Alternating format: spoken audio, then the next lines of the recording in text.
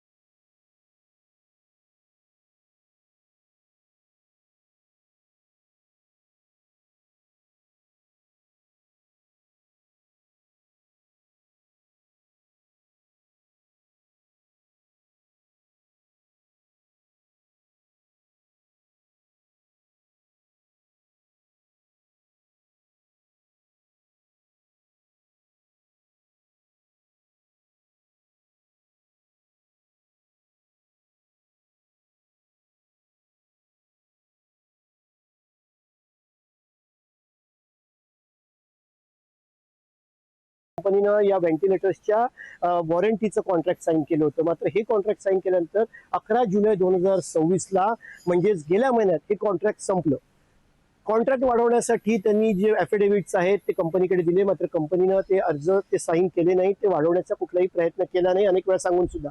म्हणजे शिलर कंपनीच्या अनुषंगानं ही दुर्घटना घडली, त्याला रुग्णालय प्रशासन सुद्धा जबाबदार आहे असं त्यांचं म्हणणं आहे। याशिवाय कंपनी जेव्हा एखादी इक्विपमेंट्स घेते तेव्हा त्याची वापरण्याचे नॉर्म्स त्याच्यात दिलेले असतात, ते नॉर्म्स या कंपनीने दिले होते, मात्र हॉस्पिटलने ते फॉलो केले नाहीत असं त्याच्या अधिकाऱ्यांचं म्हणणं आहे। मी स्वतः व्हाईस प्रेसिडेंट आणि ॲडमिन हेड यांच्याशी बोललो, मात्र त्यांनी ह्या गोष्टी ज्या आहेत त्या सांगितल्या, मात्र कॅमेरासमोर बोलण्यास नकार दिला। रुग्णालय प्रशासनाने मात्र या दाव्यांचा इन्कार केलाय। संबंधित व्हेंटिलेटरची वॉरंटी एका मध्यस्थाच्या माध्यमातून वाढवण्यात आल्याचा दावा हॉस्पिटल प्रशासनाकडून करण्यात आलाय। मात्र वॉरंटी आणि मेंटेनन्स बाबत नेमकी प्रक्रिया काय होती यावर आता प्रश्नचिन्ह निर्माण झालंय। दुर्घटना घडू शकते हे तुम्हाला माहित होतं, तर मग अशा ठिकाणी तुम्ही बाळ का ठेवली? तुम्ही त्या नवजात अर्भकांना तिथे ठेवण्याची रिस्क का घेतली? का तुमच्यावर सदोष मनुष्यवधाचा गुन्हा दाखल केला जाऊ नये? एक दुसरं असं की जर पत्रामध्ये स्पष्ट सांगितलंय की सार्वजनिक बांधकाम विभागाला की तुम्ही ह्याची लवकर आम्हाला तपासणी करून द्या, ऑडिट करून द्या, मेंटेन करून द्या, आणि नाही केलं तर झालेल्या दुर्घटनेला जबाबदार तुम्ही असाल, तर आता इन्चार्ज असणाऱ्या CS साहेबांनी तात्काळ या संबंधित डिपार्टमेंटच्या अगेन्स्ट FIR दाखल करणं अपेक्षित होतं, जी FIR अजूनही झालेली नाही। फायर ऑडिट 21ला संपल्यानंतर खरं म्हणजे फायर ऑडिट 21 ऑगस्ट संपतोय, त्याच्या अगोदर ही घटना घडली। मला वाटतं त्या कोणत्या आपला त्यानंतर खरं तर फायर ऑडिट 90 दिवसाच्या पूर्वी मुदत संपण्याच्या 90 डेज पूर्वी ते करून घ्यायला पाहिजेत, पण झोपून राहिली यंत्रणा। आज हे सांगतात CS त्यांची जबाबदारी PWD यांची, या दोघांना नेऊन फासावर चढवा। लहान लेकरं इथं मेलेली आहेत, 3 लेकरं या ठिकाणी मेलेली आहेत। 3 लेकरं इथं मेल्यानंतर मग ते जे परिचारिका होते त्यांनी अजून 6-7 लेकरं जे जखमी झाले त्यांना वाचवण्यात ते सक्सेसफुल झाल्या। पण इथे जर आग विझवण्याची नवीन बिल्डिंगमध्ये NICU मध्ये जर यंत्रणा नसेल तर जो कोणी दोषी असेल त्याच्यावर कारवाई झाली पाहिजे। राजकारणाचा इथं विषय नाही आहे, पण स्वतःला इन्फ्रामॅन जर करून म्हणून घेत आहेत तर मग इन्फ्रास्ट्रक्चर जे डेव्हलप झालं त्या काळी मंजूर झालेलं त्याच्यावर निदान लक्ष तर दिलं पाहिजे।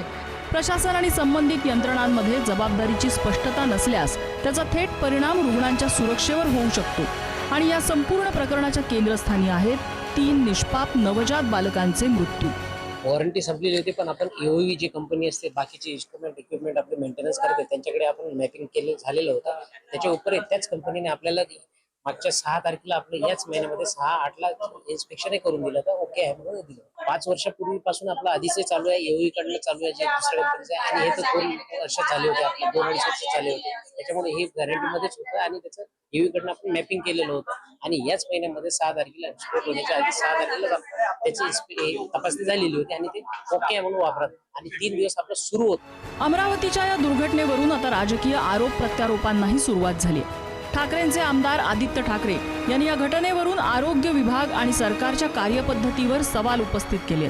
रुग्णालयातील सुरक्षा व्यवस्था, वैद्यकीय उपकरणांची देखभाल आणि प्रशासनाच्या जबाबदारीबाबत त्यांनी सरकारला जाब विचारलाय. गेली 12 वर्ष आता भाजपचं सरकार आपल्या देशात आहे, राज्यात आहे.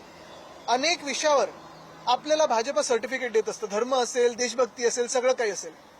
पण खरा धर्म आपला किंवा खरी देशभक्ती आपली ह्या मातीप्रती किंवा आपल्या देशाप्रती जी असते ती शासन नीट चालवणं ही असते. अनेक ठिकाणी जसं प्रायमरी हेल्थ केअर सेंटर असतील किंवा अशी रुग्णालय असतील सरकारचे, खरोखर तिथे काय चालू आहे हे आता लोक पुढे यायला लागली. ही दुर्दैवी घटना आहे, पण अनेक लोक आता व्हिडिओ टाकून हे पुढे आणायला लागले.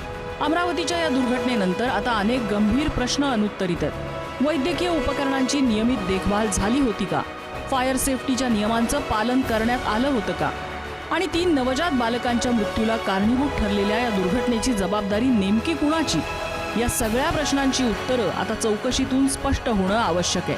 अमरावतीहून छगन जाधव आणि पंकज दळवीसह ब्युरो रिपोर्ट, पुढारी न्यूज, मुंबई.